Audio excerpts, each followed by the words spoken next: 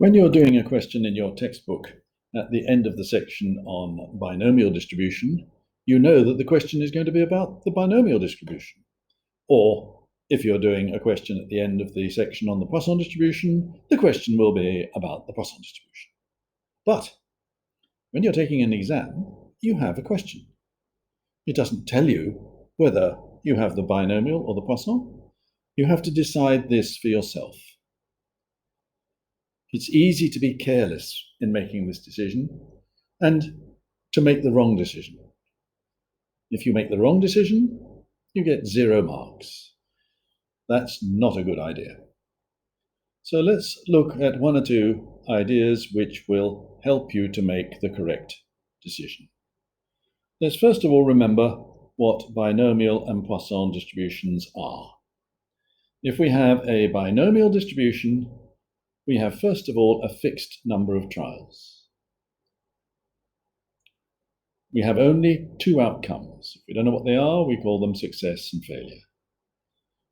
Probability of success stays the same in each trial, and the trials are independent. With a Poisson distribution, events occur at a constant rate, singly, independently, and randomly. Well, let's see how we can decide what is the correct distribution for this. 15% of the cars in Bangkok are red. Well, let's read on a bit. Find the probability that there are more than 8 red cars in the next 40 cars to pass the school gates. That is now what I'm looking at. We've got a fixed number of cars, more than 8 in 40.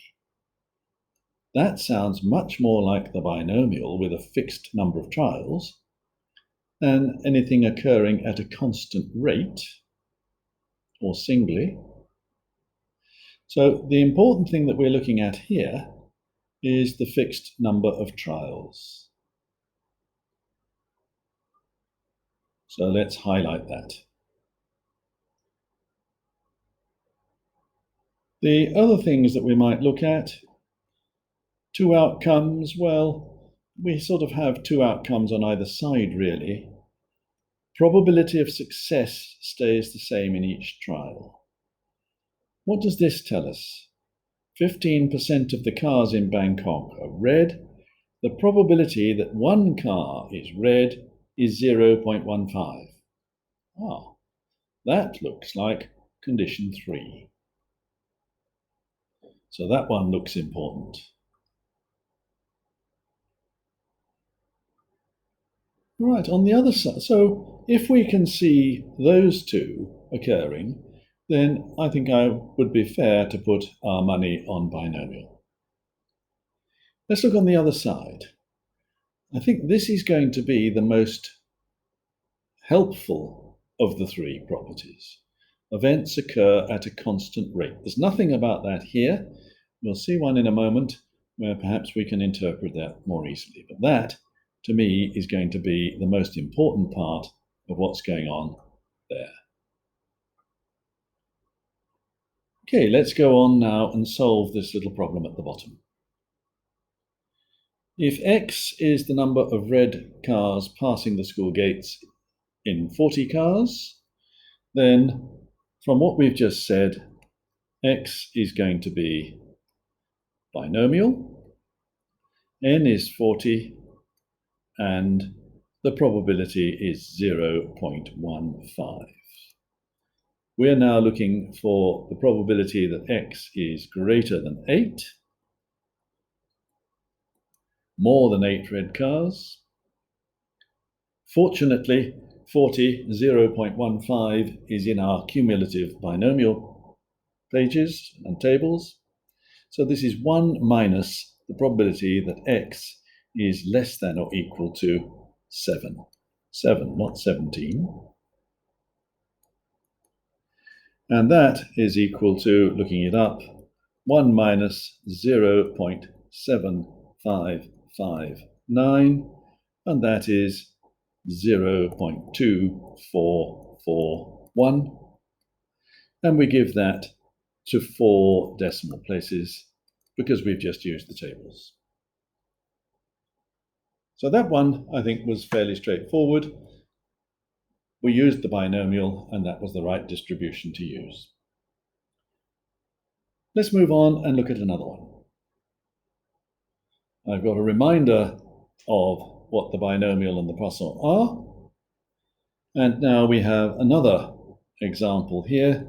Red cars pass the school gates at a rate of 3 red cars every 2 minutes.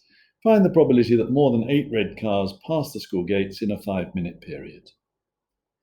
Well, almost immediately it starts shouting Poisson at you. At a rate of 3 red cars every 2 minutes, events occur at a constant rate.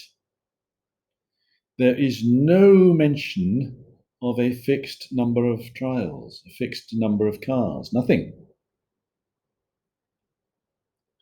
We could sort of imagine a car passing the school gates or not passing the school gates, but it doesn't really fit number 2 there. The main thing is that it fits number 1, events occur at a constant rate, and it's certainly we can't find a fixed number of trials. So in this case, we are going to use Poisson.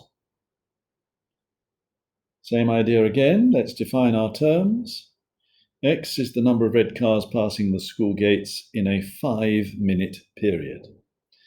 Well, the question tells us that 3 red cars pass in 2 minutes, and therefore in 5 minutes, lambda will be equal to 3 times 5 over 2, which is 7.5. So we now have that X is a part of a Poisson distribution with mean 7.5, X twiddle P naught 7.5, and now we carry on in the same way as before. The probability that X is bigger than 8 is 1 minus the probability that X is less than or equal to 7. And again, we have cumulative tables for this. This is 1 minus 0.5246, and that is equal to 0.4754. And again, we give 4 decimal places. As long as you're careful, you shouldn't really make a mistake in choosing the right distribution. To summarize this, you should ask yourself, is there a fixed number of trials? If you can find a fixed number of trials, then you've got to vote for binomial. Ask yourself, do events occur at a constant rate? If you can find a constant rate at which things occur, then you're voting for Poisson. Is there a constant probability of success? That takes us back towards binomial.